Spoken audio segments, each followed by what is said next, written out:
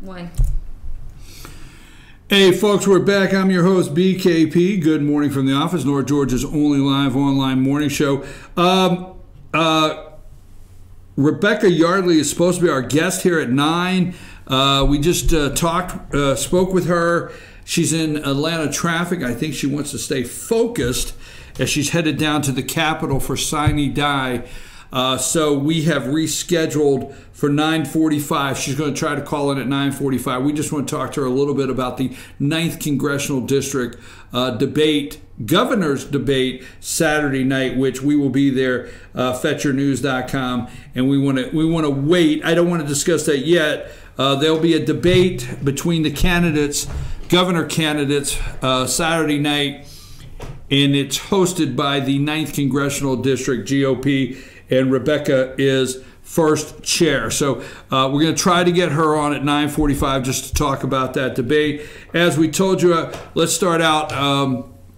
If you would ever like to call the show, it is 706-889-9700. If you want to be a caller, you want to get on the show, you want to discuss some of the topics that are going on for the day, that's our number. You can always text our producer, let our producer know you want to be on, what you want to talk about, or if you just have a comment about today's show and our topics or what we're discussing, you can always text that live number there, and also send us an email, chief@FetcherNews.com, chief@FetcherNews.com, also at Fetcher News, at FYN-TV on Twitter, and our YouTube channel, FYN-TV, Fetcher News. Subscribe today. Tomorrow is Good Friday, the holiest week of the year, Friday, Saturday, and this is the holiest week of the year. Started with Palm Sunday. Palm Sunday, the holiest week of the year for Christians, and tomorrow is Good Friday. We will be at Circuit World. Tomorrow morning, we're always live in Blue Ridge Circuit World, 8 a.m. We have at 8:15, we always have our Ask the Doc segment at 8:15 with Dr. William Whaley. We have our also our All-Star Panel, with Rick, Bruce, and Jane, if available. You know, sometimes somebody's out of town, but we have Rick, Bruce, and Jane, an All-Star Panel tomorrow. And again, we're at Circuit World. And then I think as soon as that's over, I'm going to take off. I think I'm going to take off. I'm going to hope and say my prayers that the weather will allow me to cut the grass. So it's that time of year. Do you have your mower ready to go? That's Reality Day. I wonder if any of them bought a lawnmower yesterday to go with their new house. But anyhow, it's time to cut the grass, and I hope I can do that. And then Saturday night, FetcherNews.com will be over at Flowery Branch, checking out this 9th District governor's debate, candidate debate. And there you go. So let's go with this. So you got a Veterans Affairs Secretary that was appointed by Obama that did not want to go in Trump's direction. Now, there's some concerns that Trump wants to privatize the VA. But what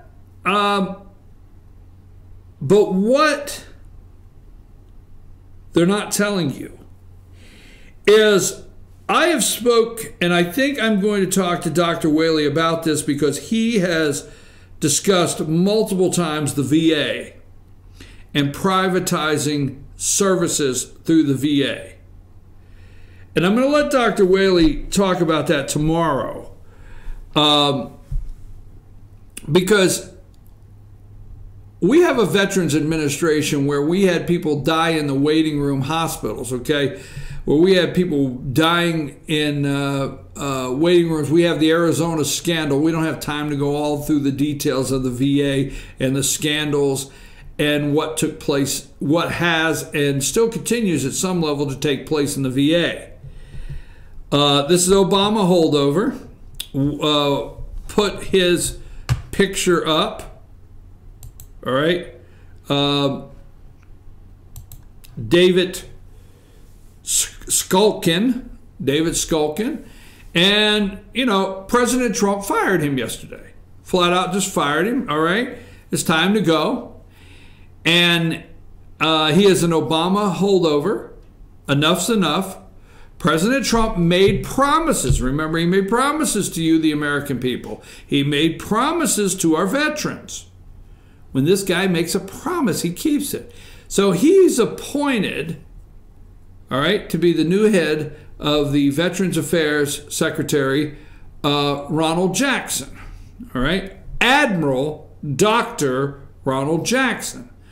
Now, there was a lot of, put his picture up there, the admirals, and there's been a lot of, this morning, the left, because this is Obama holdover, the left, their heads are spinning off of this change, and they're saying it's because this doctor flattered Donald Trump when he gave a report on Trump's health. Now, we're going to play the video of this doctor giving the report on the President of the United States. Let's play that. It is about 3 minutes. I'll make a decision when we come back. But this guy right here is the new head, Admiral Dr. Ronald Jackson of Veterans, okay? Veterans Affairs Secretary. Let's play that video.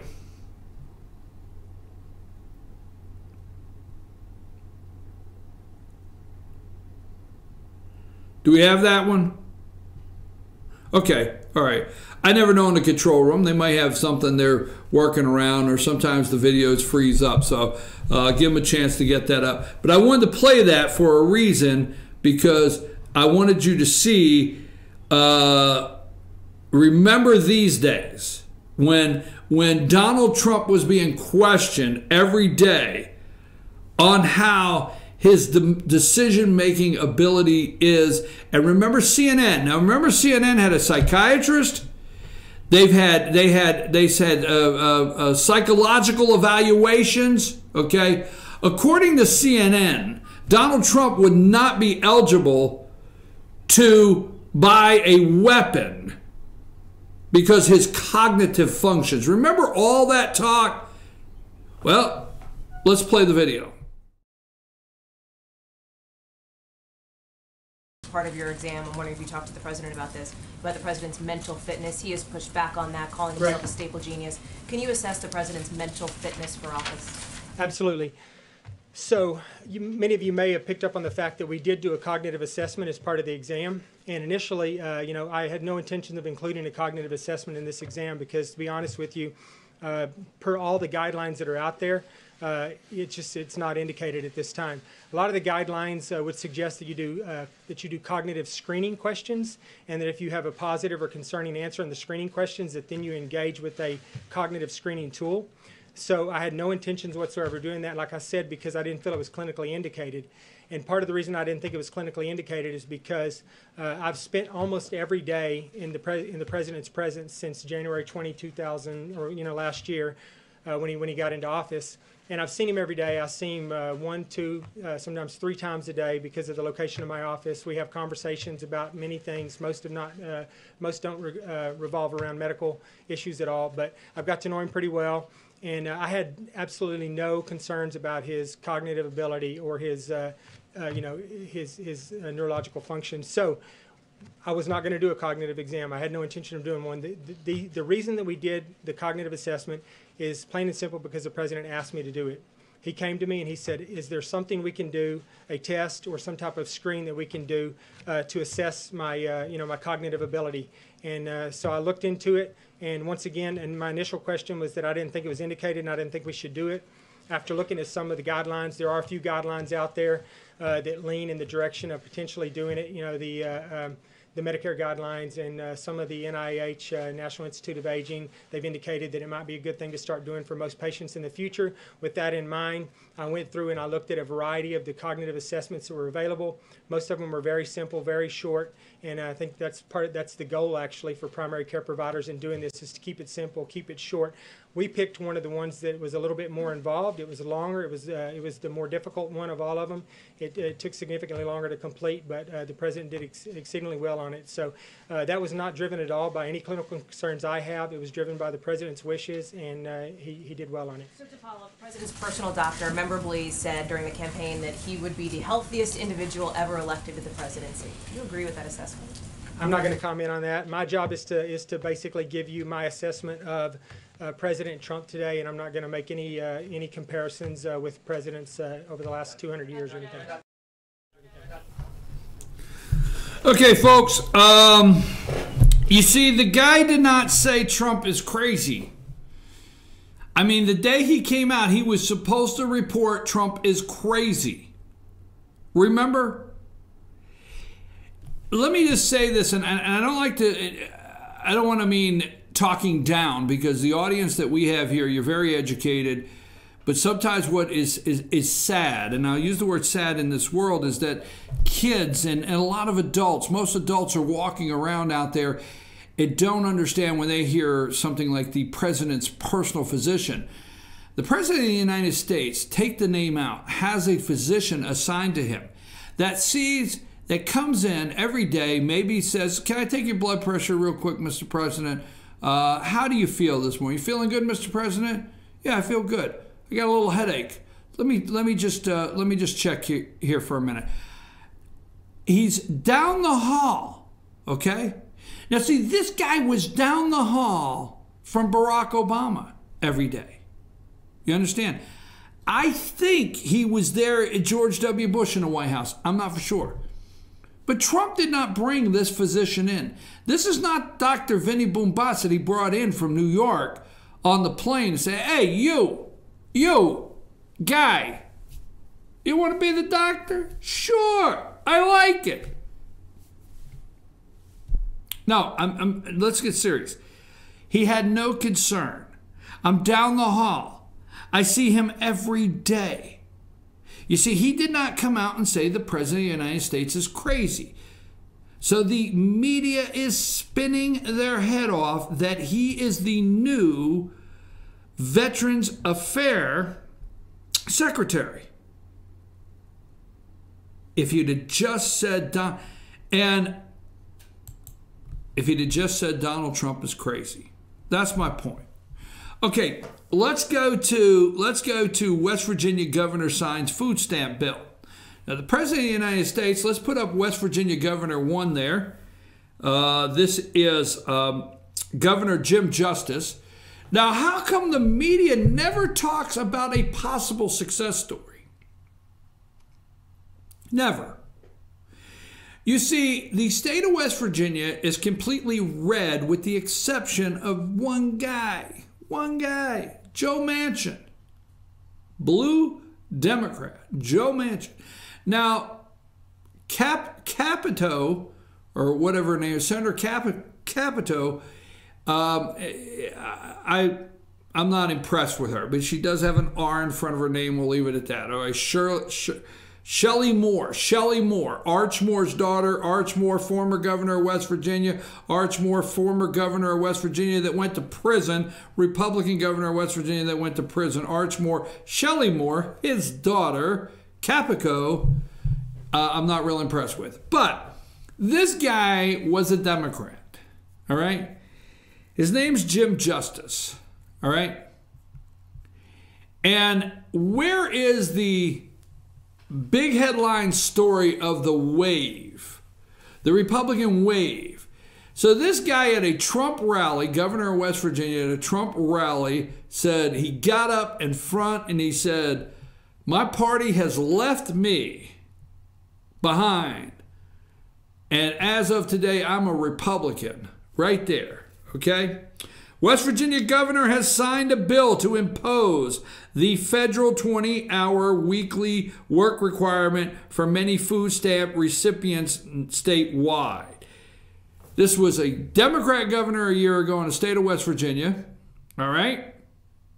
Switched to a Republican Party with Donald Trump as president, and now is leading the way. See, able-bodied, it applies to people ages 18 to 49 who aren't pregnant, disabled, or military veterans, but have no dependents and receive supplemental nutritional assistance program benefits. Currently, 46 of West Virginia's 55 counties have work requirement waivers. The minimum possible benefit is $192 a month, or about $6.40 a day, according to the Department of Agriculture. Advocates say it will help eliminate fraud and get people back to work, even if they only volunteer. All right. This is the first governor to jump on the 20-hour work week. There's no success story. I wanted to bring this up again. Able-bodied, remember, able-bodied is an ugly word out there, because if you're able-bodied and you can do something, the president says you got to at least work 20 hours a week. Now, the other one I want to highlight, I really thought, before I go into the 9:30 with Amanda, and I don't know if Amanda has something worked up today, we're going to try to get Rebecca on at 8:45 and talk about the debate. Now, during Obama's administration, we have the 24 years of failed foreign policy, all right, of North Korea. Bill Clinton, George W. Bush, and Barack Obama. 24 years of flat failed foreign policy in North Korea. We can call it failed foreign policy in North Korea since the end of the Korean War. But that being said, all right, it was the Korean War. I know the government tried to lead you to believe it was the Korean conflict, but the family of men and women that died there feel it was a Korean War. That being said, the failed policies. So Trump was supposed to blow up the world. Remember, NATO? We don't have time to talk about that. He wouldn't push back on Russia. The G8, he just really basically severed our relationship with the G8, okay? List goes on. The Middle East, all right? He went over there, to Saudi Arabia. They rolled out the red carpet, gold-lined everything for President Trump. That's where he found out, really, the freak is a sheik. The sheik is a freak. The freak is a sheik.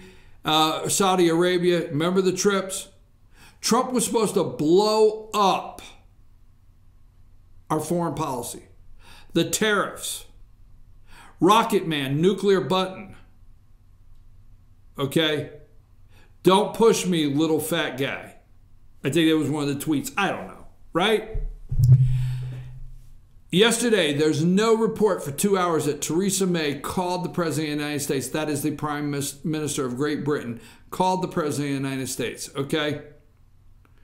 To say, thank you for showing by your response to Russia that we truly have the Great Britain American bond. That bond is there. Remember that? It was supposed to be destroyed. What does that do to the Russian narrative when Theresa May calls and says, thank you for expelling, getting them out of here, throwing them out, these Russian diplomats, and closing, I think it's the consulate in Seattle. What does that say? Well, what does that say for the Russian narrative all day long? When your greatest ally in the world calls and says, thank you. NATO Secretary General, happy. Okay? The Middle East, things are working out there. Don't worry about the Iran nuclear deal. Don't worry about John Bolton. Trump's in charge. He knows what he's doing. All right? I'm just telling you, he knows what he's doing. Now, North Korea, I want to go on to this. North Korea goes to China. There's no report of this whatsoever. When I say no report, yes, there's other news networks that have reported that North Korea dictator Kim Jong-un went to China to visit the Chinese president, okay, and talk before Trump gets there. But what they're not reporting, okay, is the significance of these events worldwide. They're not reporting what Trump walked into. See, you will just hear them say Trump walked into, Russia's invasions into the Ukraine. I think it's the Ukraine or Georgia. Just, don't hit me on my foreign policy here or my maps right now. They don't want to talk about China. They don't want to talk about North Korea, the failures, and what has gone on in the South China Sea, okay? With Indonesia, the Philippines, Vietnam, Japan. They don't want to talk about that. Now, why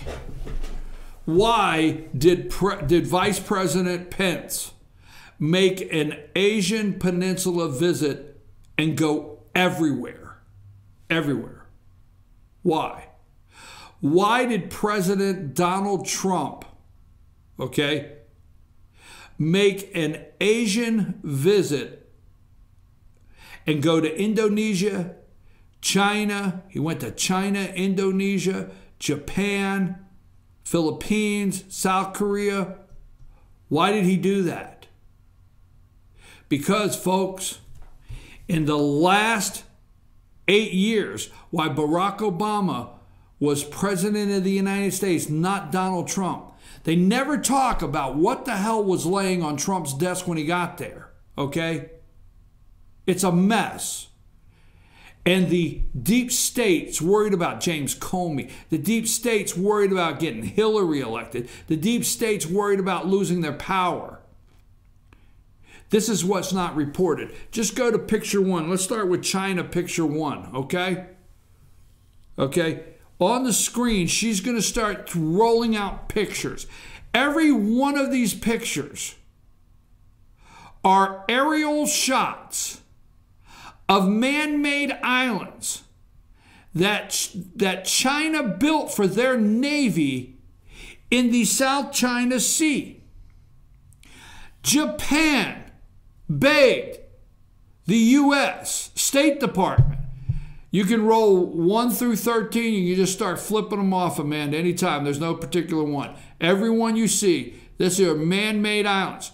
Now, when the Chinese started making these islands, building these islands in the South China Sea, well, when our satellite imagery came up, we asked them, hey, what are you doing over there? Well, it's going to have some palm trees, going to have a couple maybe luxury hotels. We're going to, be able to turn it into a real vacation spot. Really? No, it's not. You will see by these pictures, and you can just keep going back and forth on them. Operations Chinese in the most recent days, this is only 2 days ago on March 26th, okay? In the most recent days, China released a series of announcements involving Chinese military operations in the South China Sea and Western Pacific. This is where you're seeing these pictures. On March 23rd, the People's Liberation Army Navy told China's state TV station that it will conduct combat exercises in the South China Sea in the coming days, without specifically the exact time or location. All right? Now, without going into great detail, remember China launched their first aircraft carrier. Just Google it. China launched their first aircraft carrier, if my understanding is correct. Google it, see if I'm wrong, during Barack Obama's administration. Now, as you look at these pictures that are rolling by, I don't know if it's number 2, but you will see, and it's okay, you don't have to go to it, you'll see Vietnam, all right? You'll see the Philippines, You'll see Indonesia. All right. You see Japan. You see South Korea. And you know what? China is way up there in the South China Sea. And the Philippines, I think it's the Philippines that is saying at this time that actually one of the islands, or the island, or one of them, is in their territory and really belongs to them. You see, China has built up its military. And I can understand. I'm going to say this, and I'm going to end with this because it's getting to 9:30. The reason I brought this to you is I do think, how do I put this? I asked the congressman from the 9th District, Doug Collins, could you not have brought out military spending appropriations and let the Democrats just fail on it? Let them tell the American people that they do not want to back military spending. So I'm not happy with the $1.3 trillion spending bill. I'm not happy with it. Bottom line.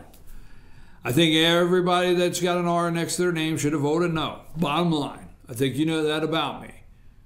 But I don't want to give it any room. But the argument that we had to have the military spending because we have to modernize our military, don't forget, there's people like Barack Obama, Deborah Wasserman Schultz, Susan Rice, Eric Holder, Hillary Clinton at the State Department, Uma Abedin, John Podesta, George Soros. I mean, this list never stops. That allowed the kind of things in the last 8 years. They put things into hyper warp speed for 8 years in the world. You see, we have to modernize the military and maybe increase the spending and grow our military because of why? Donald Trump's a warmonger? Hell no! Because John Bolton just wants to fire rockets? Hell no! Because Barack Obama, damn it, let China build all of these military bases in the South China Sea around our allies to prepare for battle. That's why. Because Barack Obama, along with the others, but Barack Obama allowed North Korea to accelerate their nuclear program. That's why. Because Barack Obama knew that regardless the penny-ante sanctions they claimed they were putting on North Korea, they knew that Russia had a small border with North Korea with a port that ships were lined up to be unloaded into North Korea every day. That's why. Because Barack Obama led the way in dropping pallets of cash that for four or five hostages in Iran, but Iran would not come to the table and talk, a denuclearization program without getting a pallet of cash. We had to pay them to sign the paperwork. That was illegal. And now Iran, we have a nuclear deal that is ridiculous. We all know it. It was the worst deal ever made. And Iran is rapidly, as fast as they can, testing, I won't say testing, but they're rapidly building up their nuclear program. That's why. Not because Donald Trump is president and scaring the world because he says, I've got a button and I can use it and it works. Not because Donald Trump said Rocket Man. Not because of any reason whatsoever. Not because Donald Trump picked John Bolton to be the NSA director. Not because Donald Trump picked Mike Pompeo. Because Barack Obama, damn it, allowed them to build those islands and put a navy all within our allies ready to clean our clock over there in the South China Sea, the Pacific Rim. And what is closest? Damn it, if you don't realize Japan is who hit Hawaii And that's where Rocket Man says he'll go, from the Pacific Rim. Don't forget, if you leave Hawaii, damn it, it's sitting out there in the Pacific somewhere. It's not in Yorba Linda, California, and it's not a sanctuary. There you go. Turn Hawaii into a sanctuary state, and then they could just send a message to all of China and hey, we're a sanctuary state. You can't do anything to us. That's why, folks. And I'm thinking one damn day I'm going to turn on the TV and real news will appear. Real American news. The tariffs are not hurting. They are adjusting things in our favor. When you read the trade balance has been shrunk, you will be okay. Just stay the course. Stay the course. You got it? Donald Trump, let the guy stay the course. We will be okay. He will not be taken. Look at those islands in the South China Sea and talk about a man being taken by the world on the world stage. Barack Obama allowed us, the American people, to be taken. I'm your host, BKP. Good morning from the office, North Georgia's only live online morning show. Let's take a brief break so I can maybe not settle down, but let's just take a brief break.